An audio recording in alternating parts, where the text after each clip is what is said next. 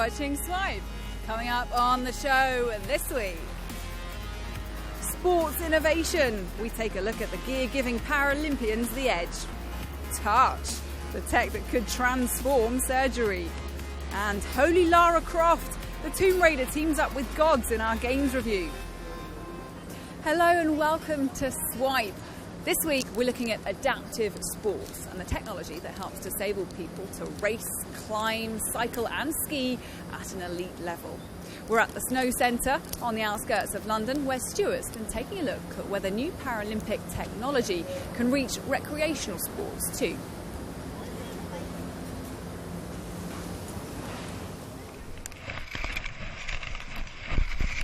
Life through the eyes of a skier.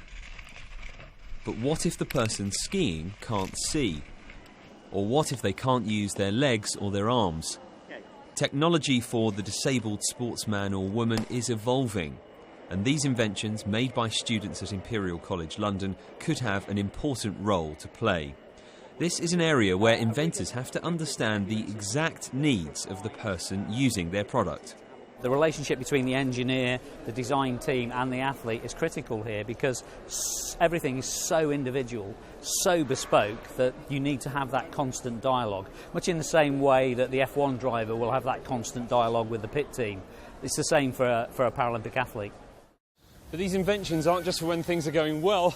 Some inventors are concentrating on injury detection and recovery for when things don't go to plan. Ugh. You wear your suit, which is connected with your phone, and if the impact reaches a certain level of threshold, it solidifies on your back, so the system knows that you are injured, and it sends all the information to the medical attention, who will arrive already prepared. Bruise is another prototype invention at Imperial. It was inspired by Talon Skeels Piggins, a winter Paralympian and motorbike racer.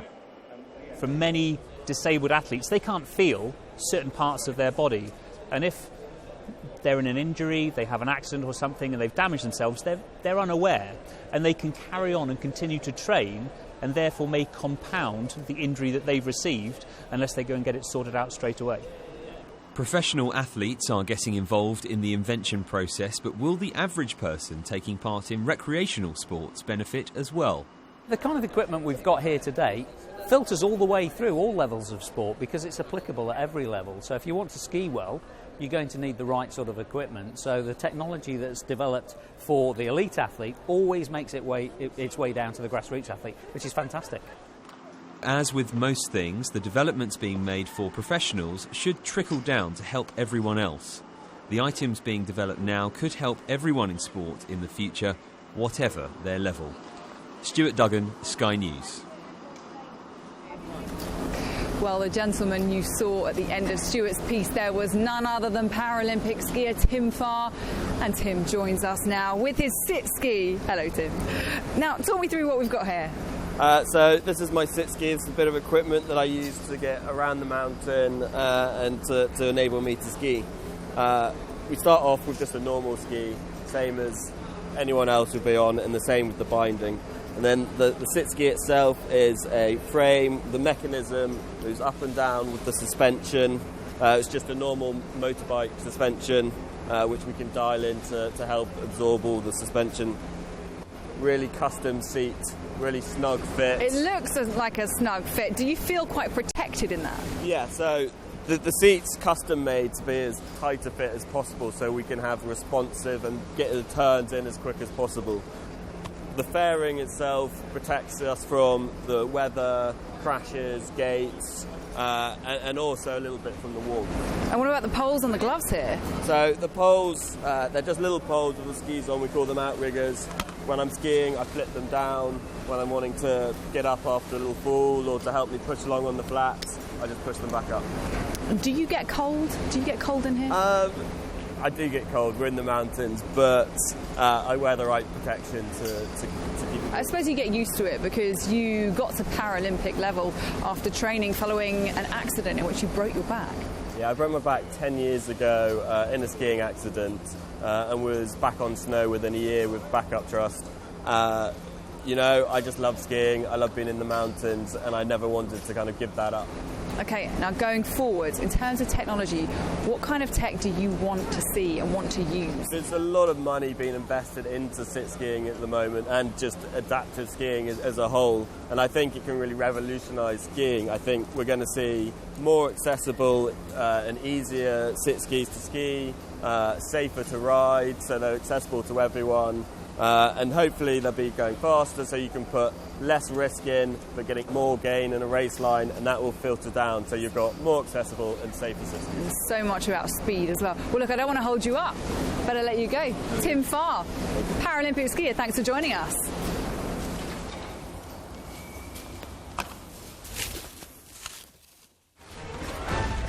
You're watching Swipe. Coming up, is Lara Croft a match for the Egyptian god of evil? Find out in our games review.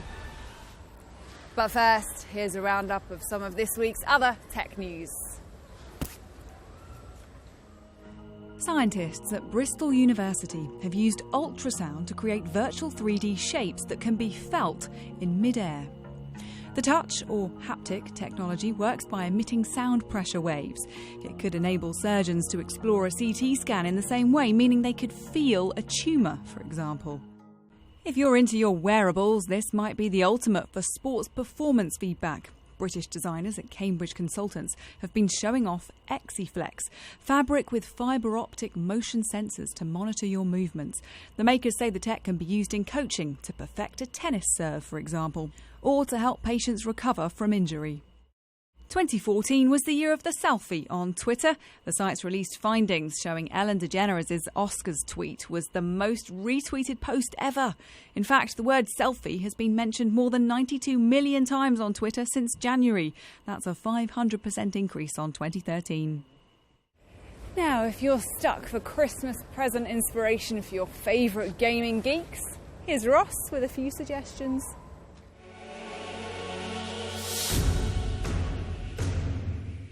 So Lara Croft returns in the Temple of Osiris. This is a brand new adventure for her, and it's the follow-up to the Guardians of Light. Now, it's not your normal style Tomb Raider game, but this is an isometric view, multiplayer co-op game. It's all about puzzles, beating down enemies, taking down the big gods that have taken over the Egypt area that you're trying to work through, and getting through every single level working together. Guardians of Light was 2-player, this is 4-player, so hugely critically acclaimed previously. This one looks set to be a huge success as well. Lara Croft Temple of Osiris, PS4, Xbox One and PC, is available now. Now, Destiny came out earlier this year and has been hugely successful across PS3, PS4, Xbox One and Xbox 360.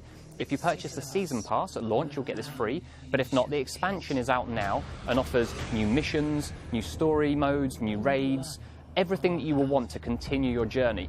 If you've loved the original game, you will want to get this because it adds so much more to the actual gameplay and will expand it further. This is the first of expansion passes, with more to come next year. But believe me, if you love Destiny, you will love this expansion, so I highly recommend getting it. Next up is Captain Toad. Now, Captain Toad is releasing on the Wii U, and it's Captain Toad Treasure Tracker. In most Mario games, you're always jumping around and collecting coins. Well, Captain Toad can't jump. He's got this huge backpack on which holds all his treasure. So it's all about being able to manoeuvre the world with the camera. You'll notice that when you start playing the game, you'll have to look at every different level and angle that you can. So as you're walking around as Toad, you'll then have to move the camera to the side or up or down just to understand how you get to the next part. Very much a puzzle game, but looks beautiful. Out very early in January, and I highly recommend it if you own a Wii U. Elite Dangerous is the next game in a genre of games that was originally released in the 1980s, called Elite. This game is a huge open-world space survival, pirate, assassin, hunter, however you want to play. You start off with a ship and a very small amount of money, and you can go out into the galaxy and just look across billions of galaxies. Loads of planets to go and explore, loads of people. And because it's online and massively multiplayer, you're going to have all these other people doing exactly the same thing. So you're going to have to team up with factions, you can go it alone, and it's all about how you want to play the game. It's got such an opportunity to be a greatly huge successful game on the PC platform, and if you love space combat, I highly recommend it. Yay, time for a hot drink and a rest. Yep. Well, that's it for this week. Stay up to date with all the latest tech stories on Sky News for iPad, our smartphone app, skynews.com and our YouTube channel. We'll see you again next time. Bye-bye. Bye.